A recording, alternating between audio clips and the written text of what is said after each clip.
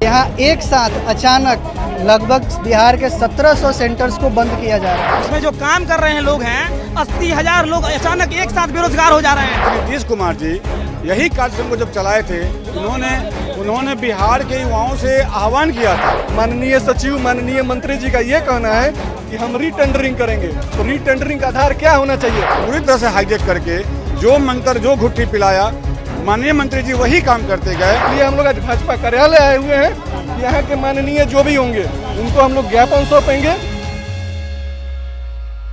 स्टीज देख रहे हैं, मैं हूं आपके साथ ऋषि। केवाईपी के लोग जो हैं अब बीजेपी कार्यालय घेर लिए हैं और कह रहे हैं कि जो पहले से थे उन्हें पुनः बहाल किया जाए।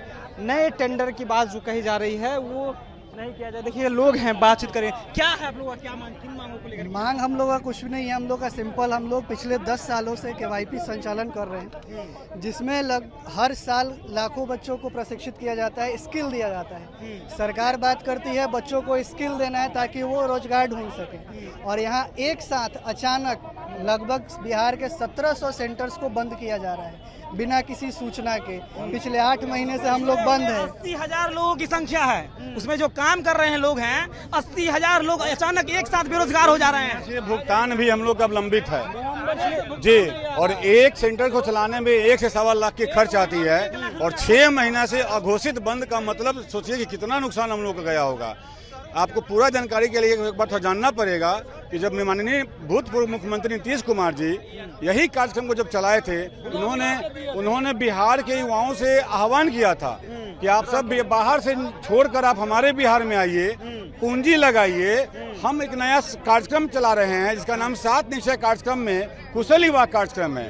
गली मोहल्ले में जा कर बच्चों को आप लाइए और उनको कंप्यूटर का, लैंग्वेज स्किल का, कम्युनिकेशन स्किल का बेसिक ज्ञान दीजिए। और हम लोगों ने 10 साल तक खून पसीना लगाकर सारे लोग संचालक होते हुए भी फील्ड में जा कर गली मोहल्ले से, जैसे जीविका दीदी काम करती है वैसे हम लोग एक जीविका भाई बनकर, हाँ, बुला कर हम लोग उन लोगों को सिखाया। 10 साल तक कार्यक्रम चला। उसके बाद क्या हुआ कि नया विभाग आया जिसको युवा रोजगार विभाग कहा गया है। उसमें नए मंत्री आए जिसको अरुण शंकर जी कहते हैं, और नए प्रधान सचिव आए जो कौशल किशोर हैं। कौशल माननीय मंत्री जी को कौशल किशोर ने पूरी तरह से हाईजेक करके जो मंत्र जो घुट्टी पिलाया माननीय मंत्री जी वही काम करते गए, और बार बार टाल मटोल की भावना से हम लोगों को हटाते गए। पहले ये कहा गया था, एक मिनट, मंत्री जी का फर्स्ट बाइट था मंत्री बनने के बाद। उन्होंने कहा था कि पहला प्राथमिकता है 1700 सेंटर को चालू कराना, और उसके बाद क्या सचिव महोदय ने उनको पाठ पढ़ा दिया कि उन्होंने अचानक खिलाफ हो गए।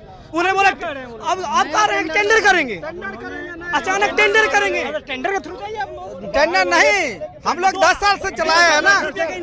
उसको क्या करें? 200 लाख का इन्वेस्टमेंट है। अभी पढ़े लिखे हैं, टेंडर किसे कहा जाता है? नए कामों का टेंडर होता है, और हम लोग 10 साल से काम कर रहे हैं, तो हम लोग के लिए एक्सटेंशन वोट होगा कि टेंडर वोट होगा? पढ़े लिखे होकर गलती कैसे कर सकते हैं हम लोग? टेंडर में क्यों जाए? लेकिन उन्होंने ये गए, इसके पीछे एकमात्र कारण है आर्थिक लाभ। बड़े बड़े बाहर की कंपनियों को पैसे लेकर टेंडरिंग करेंगे और हम लोगों को यहाँ से हटा देंगे।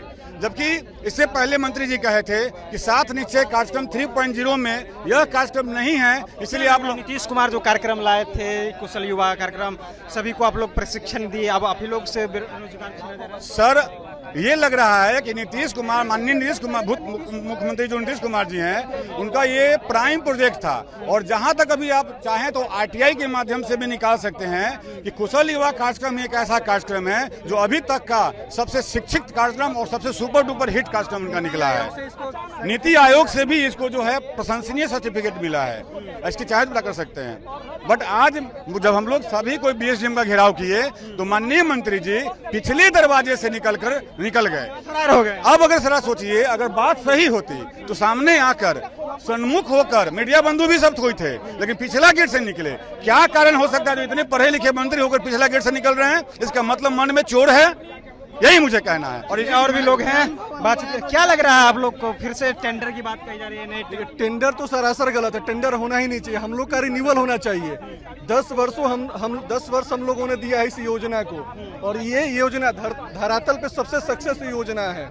ये योजना उन गली कुची में गया है जहाँ गरीब तबके के लोग रहते हैं। जिनके पास पैसा है वो तो बाहर शहर में रह के पढ़ रहे हैं, लेकिन जिनके पास पैसा नहीं है उनको सरकार नीतीश कुमार ने फ्री ऑफ कॉस्ट ये प्रशिक्षण का प्रयास किया, और हम लोगों ने उसमें बहुत बड़ा अपना योगदान दिया।